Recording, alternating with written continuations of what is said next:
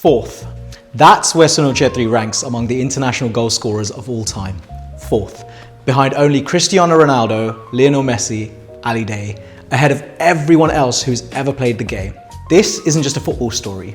It's the story of a mother who refused to let her son settle, a father who rode trains across India because flights were too expensive, and a dream that carried a boy from Darjeeling to Kansas City through rejected work permits and records that may never be broken.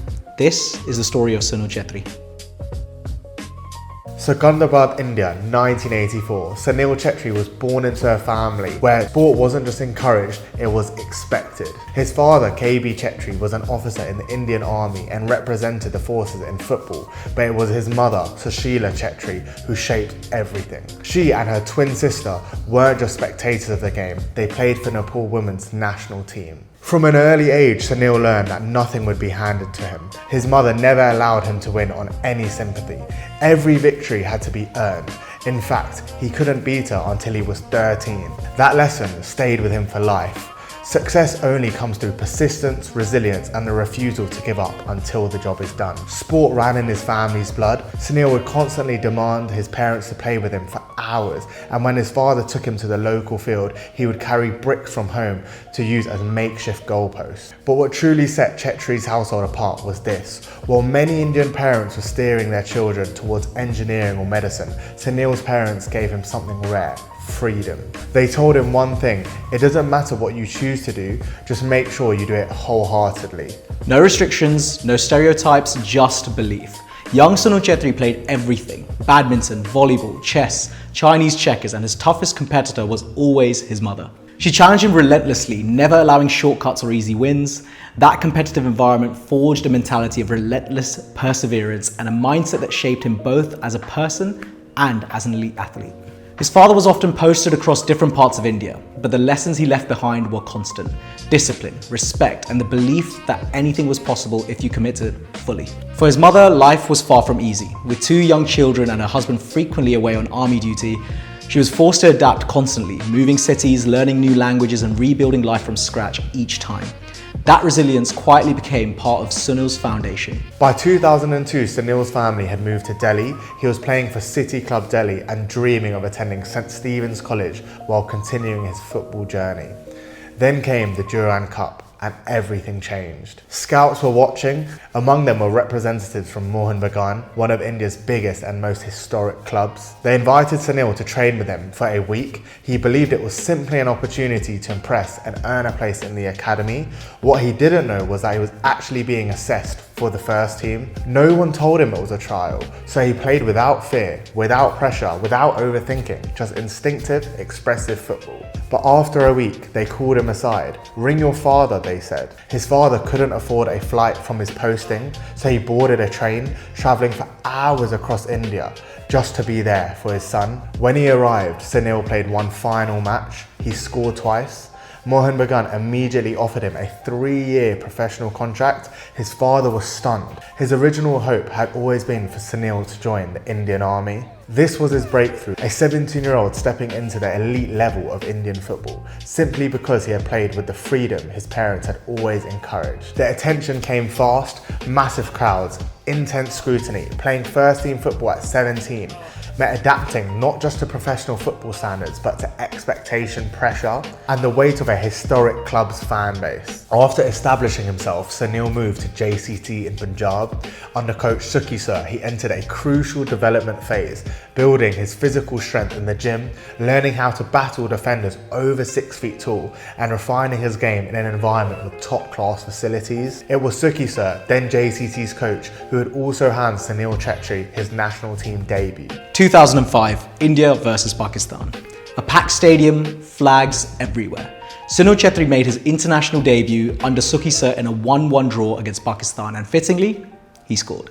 But beyond the scoreline, it was the feeling, representing 1.4 billion people. Putting on the blue shirt, stepping onto the biggest stage. What separated Sunil early on was courage. At just 20 years old, he walked up to 2 Indian football legends, Ranveer Singh and Baichung Bhutia, and asked to take the responsibility. It wasn't arrogance, but just belief. The same belief that his parents had nurtured since childhood. By 2009, Sunil wanted more. He wanted to test himself abroad. An unsuccessful trial at Coventry City followed, but the dream didn't die. Then came the breakthrough everyone dreamed of. Queen's Park Rangers, the English Championship. A 3-year contract agreed, papers signed, and a future mapped out. But then, disaster. The British government denied his work permit. India weren't ranked highly enough in FIFA's standings. Despite Sunil meeting the appearance requirements, the decision went to a 6-person panel. 3 voted yes and 3 voted no, and therefore the appeal failed. Sunil received the news one day before the Nehru Cup final. He got into his car and drove for hours, processing the devastation in silence. Had he made it to England and had he succeeded there, Indian football's trajectory could have shifted years ahead, exposure, belief, and a pathway for others. In 2010, Sunil went to the United States, becoming only the 3rd Indian footballer to play outside South Asia and the first to feature in Major League Soccer. After trials with clubs in Phoenix and Kansas City, he was unstoppable. In 6 or 7 friendlies for Kansas City Wizards, he scored 14 goals, including 2 hat-tricks, dominating defenders and proving his quality. He genuinely believed this was his moment, but the system didn't suit him. A 4-2-3-1 formation, 1 striker, bigger, faster, more physical. The coach preferred Kai Kamara. Sunil barely featured. For the first time in his career, he wasn't playing, and mentally it broke him. Being benched was unfamiliar, painful, yet one moment stood out. On July 25th, 2010, Sunil Chhetri steps onto the pitch against Manchester United, an Indian footballer sharing the field with one of the biggest clubs in the world. 2 dominant years back in India followed, but the European dream never faded, and eventually it became a reality. In 2012, Sunil signed for Sporting Lisbon. After 1 week of training, reality hit hard. He wasn't ready for the first team and he was moved to the B side. The pace was relentless, the technical level unforgiving. Sunil later admitted it himself. The gap was brutal. I was told by the head coach that you're not good enough, get lost to the B team. And he was right. But it became one of the most important phases of his life. He trained alongside Eric Dyer, João Mario, Bruma and Pedro.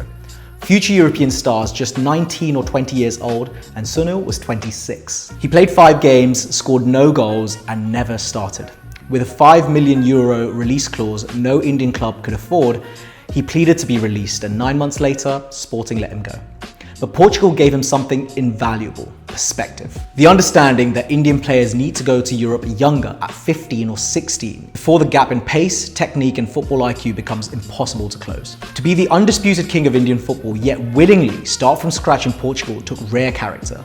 The knowledge he absorbed there, tactical discipline, professionalism and game intelligence, was something Indian football hadn't fully accessed yet, and it's knowledge he would later pass on to the next generation. Sunil returned home more mature, more complete and ready to redefine Indian football. In 2013, Sunil Chhetri came back to India with a point to prove.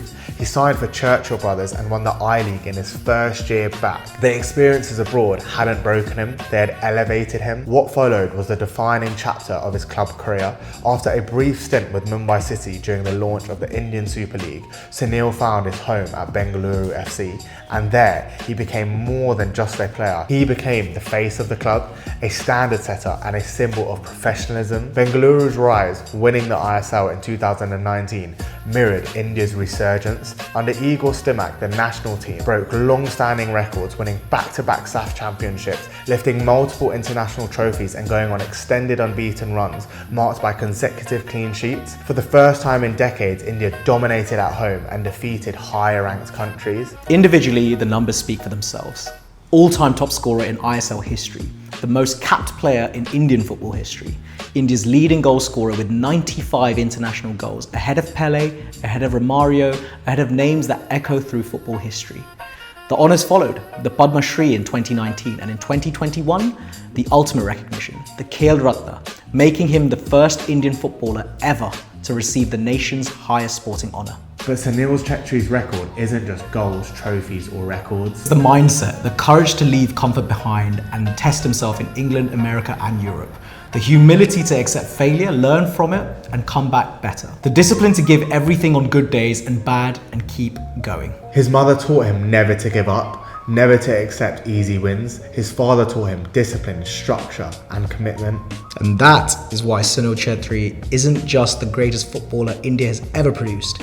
He's the blueprint for the next generation and for Indian football itself. Thank you for watching, guys. I hope you enjoyed it. Feel free to like, comment, subscribe, and yeah, we'll see you in the next one. Cheers.